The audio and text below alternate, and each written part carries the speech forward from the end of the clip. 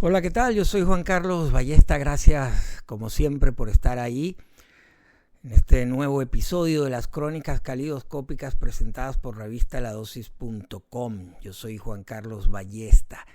Si hay una banda que ha recibido más tratamiento de compilados a lo largo de más de 60 años, es The Rolling Stones.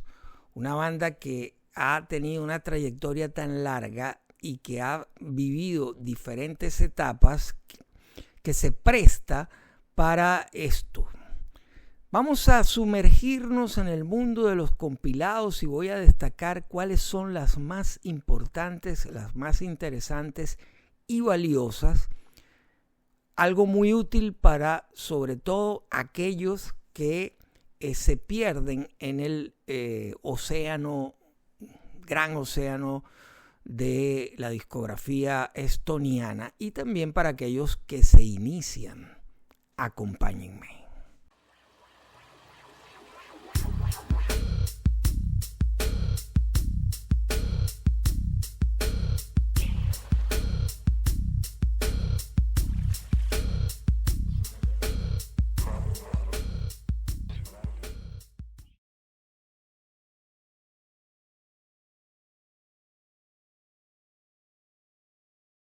Bien, esto es un tema interesantísimo.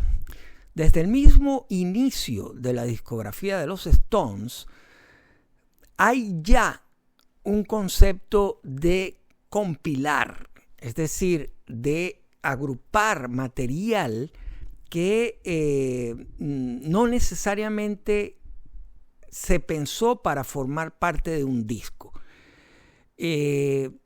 La discografía de los Stones en Gran Bretaña y en Norteamérica fue distinta durante casi toda la década de los 60, y eso se debe al hecho de que en Gran Bretaña el formato más popular y además el más económico era el single o sencillo, ese formato de vinilo de 45 RPM, revoluciones por minuto, que contenía en el lado A la canción que pretendía ser el éxito y en el lado B otra canción que le daba un atractivo especial a ese sencillo empaque. Y de esa manera en Gran Bretaña se iban publicando sencillos y a veces entre medio de varios sencillos se publicaba un LP. Pero esos sencillos no formaban parte del LP. Y lo que ocurría en Norteamérica es que los sellos discográficos, en este caso en Inglaterra era Decca Records, con la subsidiaria APCO, y en Estados Unidos era London Records. Pasó también con los Beatles, Parlophone, EMI en Gran Bretaña y Capitol en Estados Unidos. Esos sellos decidieron que para alimentar la avidez del mercado juvenil de Norteamérica era importante y necesario, además de hacer más caja, compilar todos esos singles y publicarlos en discos adicionales, LPs adicionales a los que existían en el país de origen de estos grupos.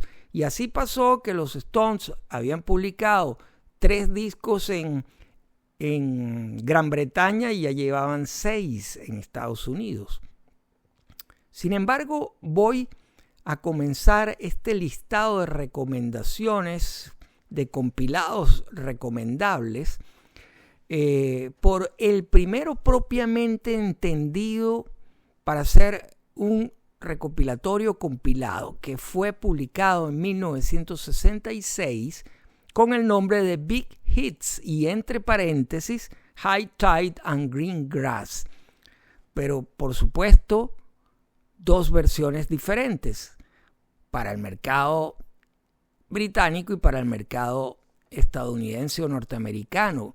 Había diferencias en los temas porque como ya en el mercado norteamericano se habían incluido los singles, ese primer disco en Estados Unidos tenía 6 canciones por lado, en Gran Bretaña tenía 14 y algunas diferencias porque ahí sí se incluyeron varios de los temas editados como singles. Y en 1967 se publicó Flowers, en plena era psicodélica. Se había publicado también Between the Bottoms, y antes de que viera la luz la extravagancia psicodélica de Satanic Majesty's Request, vio la luz Flowers, con temas que recogían ese momento especial entre 1966 y 67. Es un disco muy recomendable que hemos incluido en esta serie de recomendaciones.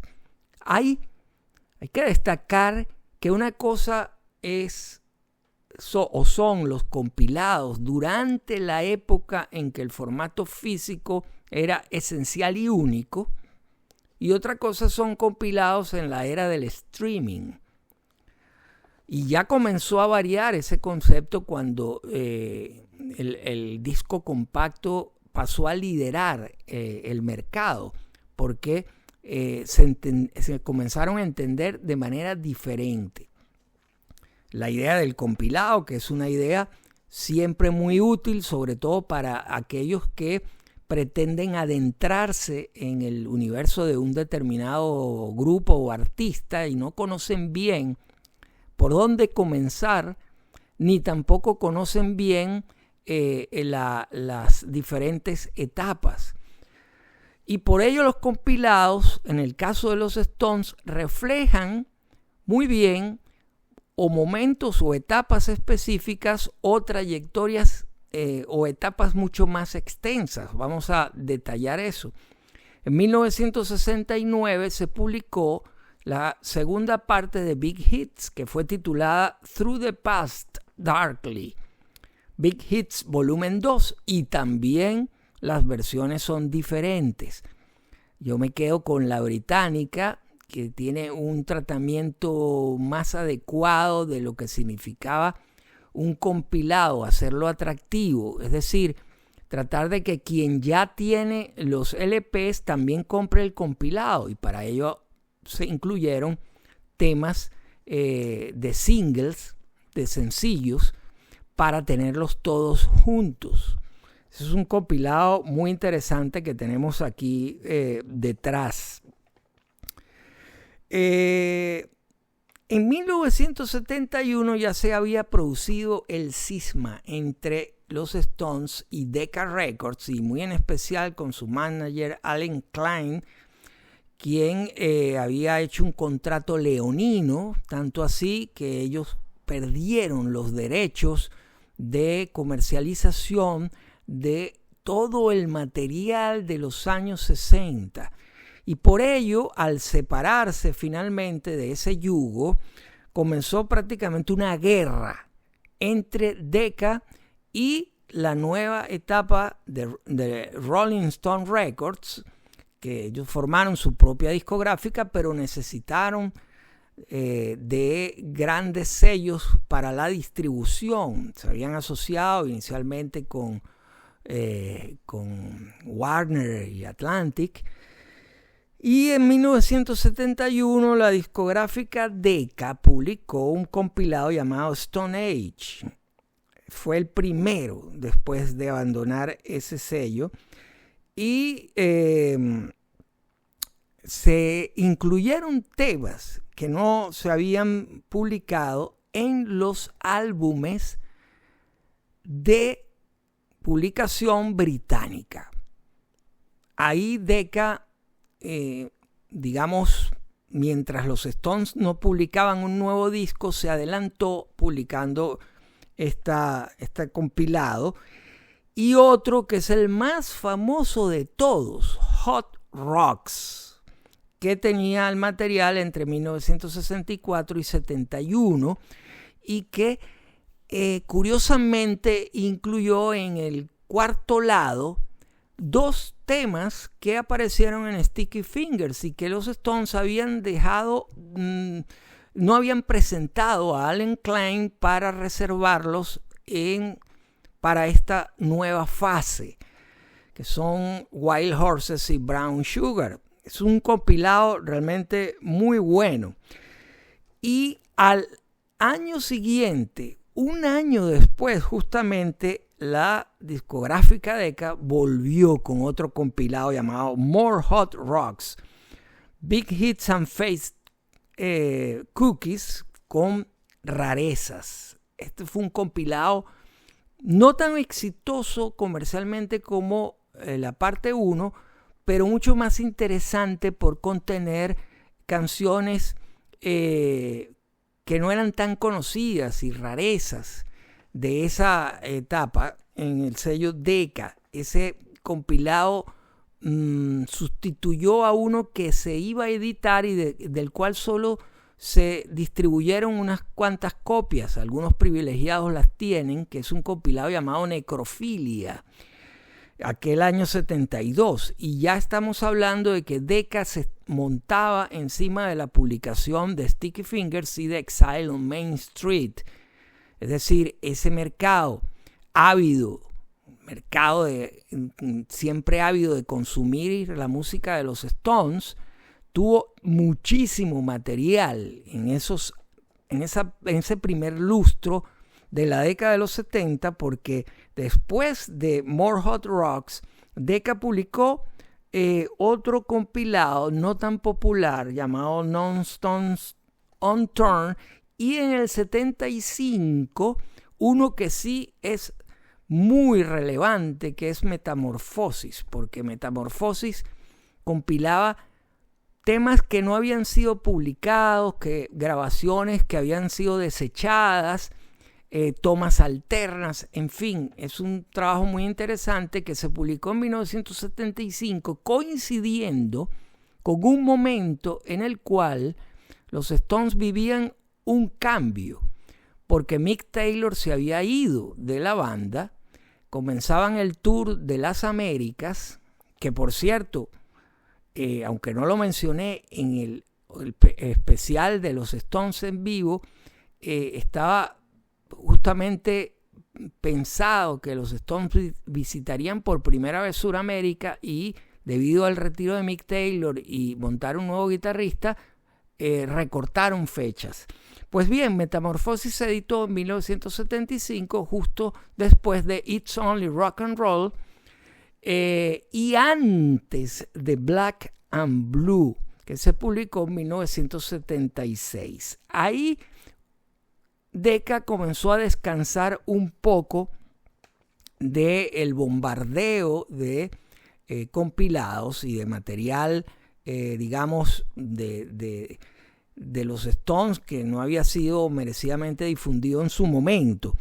Y entonces el sello que distribuía los Stones, Atlantic, publicó Made of Stone. Fue el primer disco compilado que nos publicaba Decca. No había nada inédito en él, pero ese solo hecho lo hizo importante. Y coincidía con Roller Gold, otro compilado de Decca que se expandió en el año 2007. Y brincamos entonces, damos un salto hasta los 80, 1981, cuando se publicó Sucking in the 70s, un compilado interesante con algunas versiones de temas conocidos editadas, pero tenía material inédito en vivo y sobre todo un tema que había quedado fuera de Emotional Rescue, que se había publicado ese mismo año 81, que es Dance Parte 2, If I Was a Dancer. Y en el año 84 se publicó otro compilado interesante llamado Rewind, que recogía material entre el año 71 y 84, y que fue el primer disco compacto de los Stones en el mercado norteamericano. Y último con el sello Warner en Estados Unidos y también con EMI alrededor del mundo. Y fue, curiosamente, el segundo disco después de Some Girls que contenía una hoja con las letras de las canciones. Nunca fue habitual eso en los Stones hasta ese momento. Mi compilado favorito ya llegó en la era de los CDs y es el box set de 3 discos llamado The London Years Singles Collection, que compilaba todos los singles de la era con Decca. Genial y brutal. Luego, años después, ese box se publicó de manera más pequeña y compacta. Y hacemos un salto hasta el año 2002 cuando se publicó 40 Licks. Es un compilado muy importante porque por primera vez lograban incluir en un mismo compilado material de la época de Decca y material nuevo, tanto de la era de distribución con Atlantic, con Warner, como con Virgin. Y tenía además 4 canciones nuevas, entre ellas el fantástico tema Don't Stop. Hablo del año 2002. Y en 2005 se publicó Rarities, que compila material entre el año 71 y 2003 con una versión extendida de Miss You tremendamente buena, casi mejor que la original. Y 2012 se publicó Girl, también con 2 canciones nuevas y incluyendo material de toda la carrera por primera vez.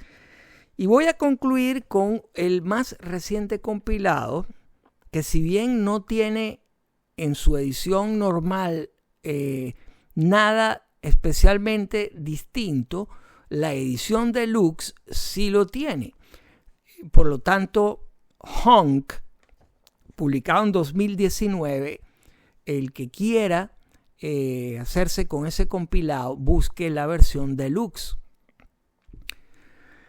Es un universo muy interesante y complicado de entender, sobre todo porque tiene varias etapas a lo largo del tiempo, porque los compilados tienen que tener ciertos atractivos, porque si ya uno tiene las canciones en los discos, quizá no sea tan atractivo a menos que uno no conozca a la banda. Hemos recorrido entonces a los Stones desde su nacimiento y desde su primer compilado del año 1966 y estamos en 2026 y por lo tanto han pasado 60 años. 60 años de grandes compilados de los Rolling Stones. Bien, muchas gracias por estar ahí, por siempre acompañarme y apoyar, muy importante, de la manera que mejor puedan, la existencia de este canal. Yo soy Juan Carlos Ballesta y en revistaladosis.com pueden conseguir mucho material complementario a estas crónicas relativas a los Stones. Hasta un próximo episodio. Chao.